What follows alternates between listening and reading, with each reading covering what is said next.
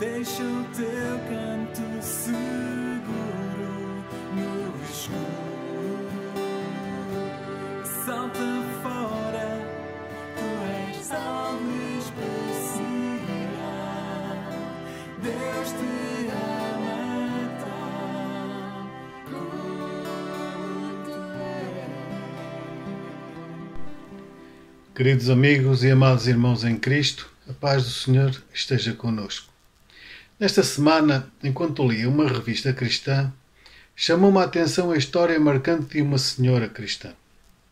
Percebendo que brevemente seria chamada à presença do Senhor, aquela senhora chamou o pastor para lhe fazer um pedido algo invulgar quanto ao seu funeral.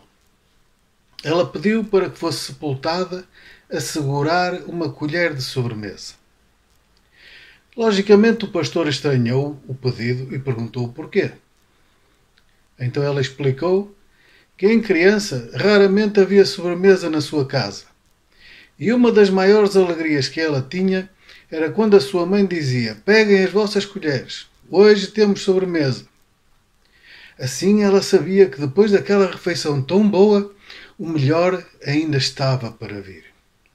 E ela continuou: "Quando eu deixar esta vida, quero que todos os que comparecerem ao meu funeral saibam que para mim a morte não é o fim, pois o melhor ainda está para vir."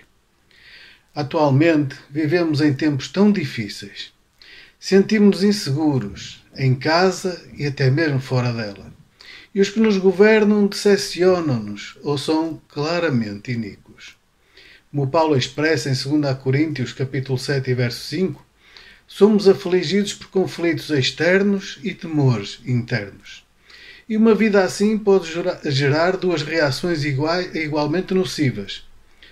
Uma resignação, uma falta de esperança que não só gera apatia, como em alguns casos até facilita um estado depressivo, ou o perigo de nos envolvermos em esperanças vazias e fúteis, seja uma afiliação com certo movimento político, seja uma causa ideológica ou social. E muito embora sejamos chamados a participar deste mundo, e em alguns casos até nos envolvermos em movimentos e ações humanas, esta não pode ser a nossa esperança. Neste mundo seremos frustrados. Sofreremos injustiças, direta ou indiretamente.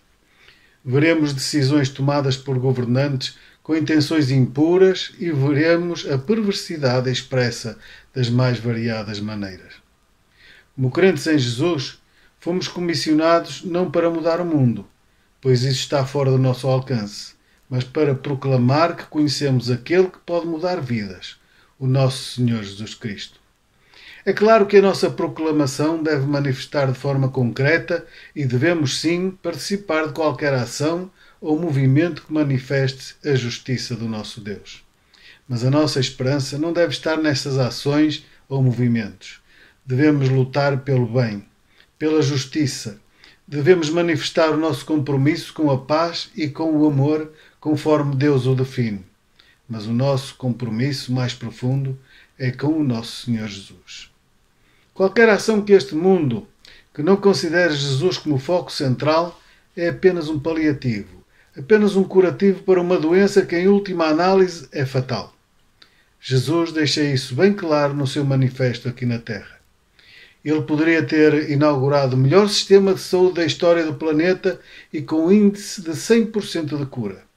Ele poderia ter instituído a melhor distribuição da renda com a mais absoluta justiça social. No entanto, ele fez o que era essencial para o seu plano de redenção da humanidade. Ele morreu pelos nossos pecados e ressuscitou para que pudéssemos ter vida. No Evangelho de João, capítulo 14, versos 1 a 3, ele mesmo diz: "Não se turbe o vosso coração. Credes em Deus? Crede também em mim. Na casa de meu Pai há muitas moradas. Se assim não fosse, eu vou-lhe teria dito: vou preparar-vos lugar. E se eu for e vos preparar lugar, virei outra vez e vos tomarei para mim mesmo, para que onde eu estiver estejais vós também." O apóstolo Paulo também nos incentiva a colocar a nossa esperança na eternidade.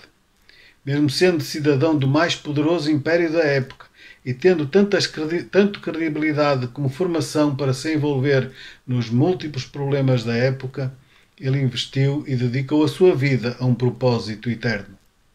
Entre as suas muitas declarações sobre o tema de que o melhor está ainda para vir, eu selecionei algumas. Paulo diz em 2 Coríntios 4, 16 a 18: Por isso não desfalecemos, mas ainda que o nosso homem exterior se esteja consumindo, o interior, contudo, se renova de dia em dia, porque a nossa leve e momentânea tribulação produz para nós cada vez mais abundantemente um eterno peso de glória, não atentando nós nas coisas que se vêem, mas sim que se não vêem, porque as que se vêem são temporais, enquanto as que se não vêem são eternas. Também em Filipenses, capítulo 1, verso 21 e 23, ele diz: Porque para mim o viver é Cristo e o morrer é lucro. Mas se o viver na carne resultar para mim em fruto do meu trabalho, não sei então o que hei de escolher. Mas de ambos os lados estou em aperto, tanto o desejo de partir e estar com Cristo, porque isto é ainda muito melhor. E em 2 Timóteo, capítulo 4, versos 7 e 8, Paulo ainda diz: Combati o bom combate, acabei a carreira, guardei a fé. Desde agora a coroa de justiça me está guardada, a qual o Senhor justo juiz me dará naquele dia, e não somente a mim, mas também a todos os que amarem a sua vinda. Irmãos e amigos, o nosso tempo aqui na terra, até à nossa morte, ou até à volta de Jesus, não é o fim da história. Aqui temos aflições, disse Jesus, mas nele temos a vitória sobre o mundo. Não uma vitória conforme o mundo a dá, mas algo muito melhor. Temos a eternidade com Deus. De facto, a nossa esperança está nos céus. O apóstolo Paulo diz em Filipenses, capítulo 3, versos 20 e 21, que como crentes somos cidadãos dos céus, de onde aguardamos o Salvador, o Senhor Jesus Cristo, que transformará o corpo da nossa humilhação, tornando-o semelhante ao seu corpo glorioso, pelo poder que o capacita a colocar tudo o que existe debaixo do seu pleno domínio. No céu não há choro nem ranger de dentes. Ali participaremos nas bodas do Cordeiro e seremos felizes por toda a eternidade. Se tu, meu amigo, que me estás a ver, ainda não aceitaste o Senhor Jesus como teu Senhor e Salvador, falo agora mesmo e também passarás a ser mais um cidadão do céu. A minha oração é que cada um de nós, assim como a Senhora da História, descanse na certeza de que o melhor ainda está para vir. Mesmo que os tempos sejam maus e que a injustiça se espalhe, não largue a sua colher, porque o Senhor cuida de nós.